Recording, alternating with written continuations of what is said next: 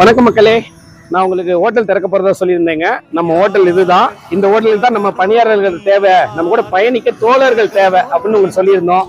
Masters, suppliers, கேப்டன்ஸு, வெயிட்டர்ஸு, cleaning பண்றவங்க, இந்த மாதிரி நிறைய தோழர்கள் நமக்கு தேவைப்படுறாங்க. இதுதான் நம்மளுடைய ஹோட்டல். பாருங்க மக்களே.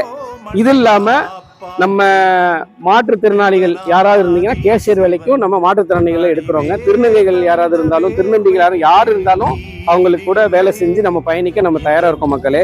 இதுதான் நம்ம ஹோட்டல், பார்த்துக்குங்க. ஏன்னா நமக்கு எல்லாரும் ஒண்ணுதான் மக்களே. நம்ம கடந்து வந்த பாதையை நான் என்னைக்குமே மறக்க கூடாதுன்னு நினைக்கிறவன். ஸோ பல இடங்கள்ல நான் வேலை இல்லைன்னு துரத்தப்பட்டிருக்கேன்.